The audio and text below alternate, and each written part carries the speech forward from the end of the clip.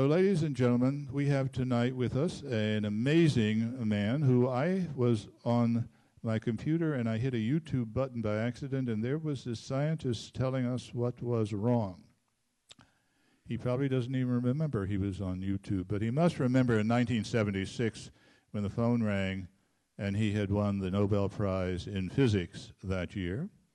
And he surely remembers just this past year when he was the recipient of the Presidential Fermi Award. Enrico Fermi was an Italian who worked in Chicago during those war years and was the first, as I understand it, man to have a real chain reaction take place. And where better than in Chicago? So what can I also tell you? He's the author of over 300 articles. He was, for many, many years, the head of many of the major scientific activities on the Stanford campus. And his wife are here to join us today, and Burton Richter is going to tell you all you ever needed to know about climate change. So please join me in welcoming Burton to the campus.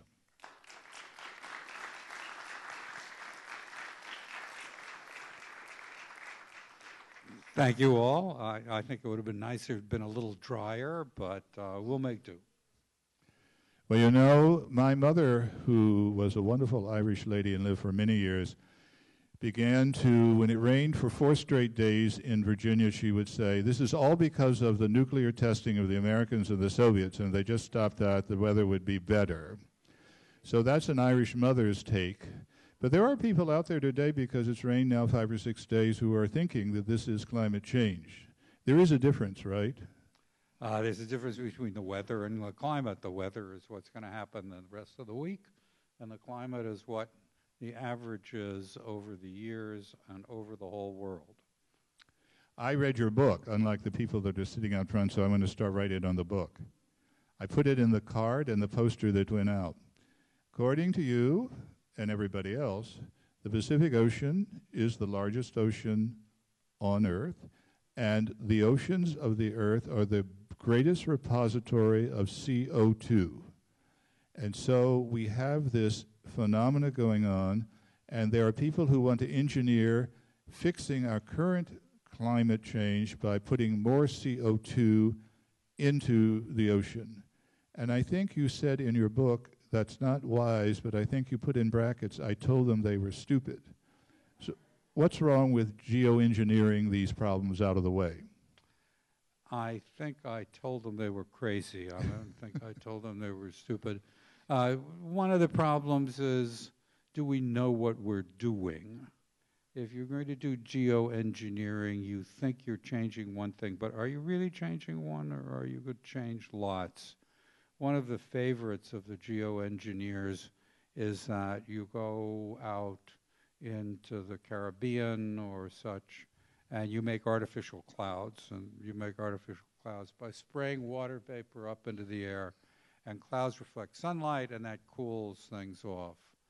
But they don't calculate what happens to the temperature of the ocean under those clouds. That's the region where the Gulf Stream is born. If I cool it off, am I going to change the Gulf Stream? Am I going to freeze Europe? What's going to happen? We don't know enough to do any geoengineering experiments. I'm quite happy for people to go on and do all sorts of calculations, but I think that given all the uncertainties, you really don't know if your geoengineering is going to send the temperature down or up or sideways. In fact, in your book, you said there is a need in the United States to understand what we know and what we don't know, and what educated things might happen in between. Well, yes, and the Intergovernmental Panel on Climate Change is quite careful about this, but the people who talk about climate change are not careful about it. They always give you a range because the models are not perfect. In fact, there are 23 different models that are used to model the future of the climate, and those 23 all start from the climate we have today, and they all give different answers. So if you talk about business as usual is supposed to be very threatening, and it is. And they talk about 4 degrees centigrade, that's 7 degrees Fahrenheit, but the range is from 2 to 7 degrees centigrade. 7 degrees centigrade is enormously hot and would be a violent change in our climate. 2 degrees is not so bad, but that's the uncertainty. And it's going to take a considerable time to straighten out that uncertainty, to know whether we're heading toward the most conservative models, which say the temperature's going up most, or the ones that say the temperature isn't going up quite so much. I think it's going to take about 20 years to sort that out. Now, the other thing the IPCC does on climate change is they are not allowed to do things that will mitigate climate change. But what they do instead is they fake it a little bit, because we don't know what's going to happen in the world economically. We don't know what's going to happen as far as population growth goes. So there are a whole collection of what they call scenarios. And the scenarios say economic growth is faster than normal, economic growth is lower than normal, some are fossil fuel intensive, some don't use as much fossil fuel. To me, the comparison should be to what we're pretty sure isn't going to happen, but that's business as usual. If we took what we're doing now and we said, as the economies of the world's developing nations grow, we're simply going to scale it up. More industry in China, they're going to use the same mix of fuels that we're using. They're just going to use more of them. More in India, same thing. Africa starts to develop. That will also be a scale up. That's not going to happen, and the reason it's not going to happen is that if you tried to do it, it would be unaffordable. One of the examples I use is oil. At the present moment, we use 90 million barrels of oil per day worldwide. And if you just scale it up and use the middle model for economic growth, by 2100 you'd need 4 times as much. You'd need 360 million barrels a day. It's not that it's not there, but what's not there is cheap oil. Cheap oil is the stuff that comes from Texas or from the Middle East, where it takes maybe $5 or $10 a barrel to get it out of the ground and ship it. Expensive oil are things like deep drilling in the ocean, getting oil out of the tar sands in Canada. They're $60 to $70 a barrel just to get it out of the ground and get it to the refinery. We're not going to run out of oil, but we're going to use up all the cheap oil by 2100, and then oil is going to get so expensive that the whole business as usual thing doesn't work. The economic hit to the nations of the world for that kind of cost is going to be too big, and so people are going to move to different things. We're not going to run out of the fossil fuels, but we're going to run out of the cheap fossil fuels, and that's going to make other options much more attractive. That's certainly true also of coal, maybe not of natural gas. There seems to be a lot more natural gas than people thought there was. Well, let's stick on gas just for a moment. Some of my friends on the Berkeley campus say that we're in for a lot of trouble because of this cracking that goes on to find these deep gas pockets, and that destabilizes a number of features that are geological and will end up being more trouble than they were worth. What do you think about that? You mentioned it in your book. Well, I mentioned it in the book. It was just starting then. The geology is not my expertise, but I spent some time talking to a lot of people, including oil and gas people in Canada and Texas, where they've been doing this sort of stuff for quite some time. And their take on the problems of fracking is that it's the inexperienced, what they call cowboys in Pennsylvania, that don't have a lot of experience in this and are not doing the job carefully enough.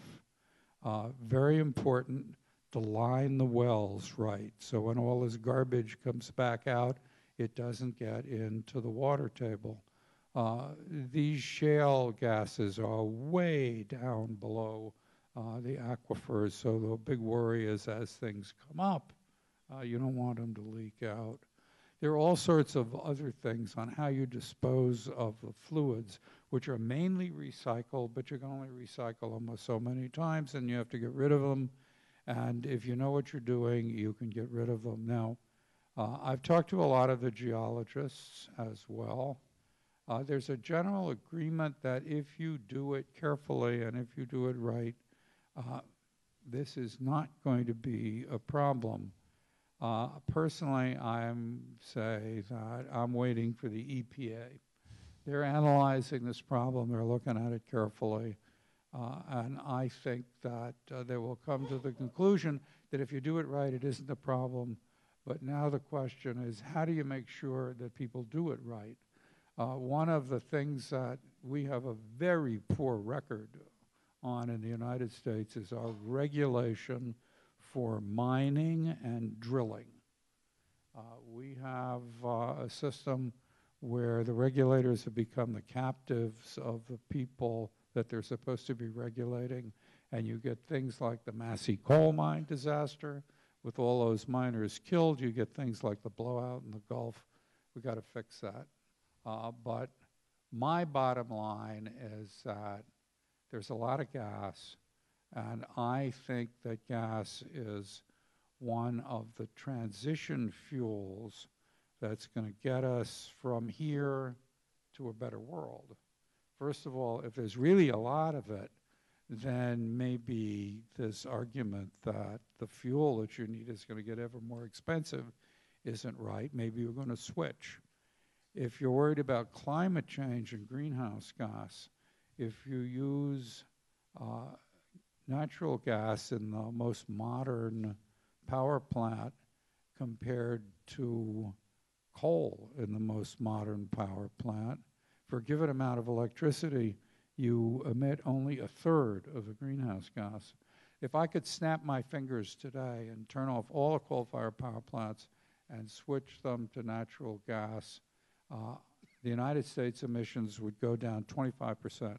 25% of the total emissions of the country would go away if I did that. Now, it's not going to happen by snapping your finger, but I think what you're going to see, because gas has become so cheap, is an evolution. There's only one big coal-fired power plant that's applied for the necessary permits. Now, most of the coal-fired power plants are looking to see what happens, and the general feeling is that the low cost of gas is going to result in the oldest ones being shut down, but we'll see. Another interesting aspect of these kinds of problems faced for anyone looking at energy, and you pointed out so, I think, cleverly in the book, is that there are two new things that many of my students, at least, love to think is going to happen. One will be, of course, all these wonderful things you see out in the desert, where these miles and miles of panels have got this ability to give us a lot of energy. And then if you're not looking at the panels, you go out in the plain states and you find yourself looking at just thousands of miles, it looks like, of windmills doing wind power. So you have sun power and wind power. But then you point out that the places that they're needed are the West Coast and the East Coast, not in Des Moines. And the problem of getting that power with all the restrictions that go on is a somewhat unique American experience. Would you speak to that issue?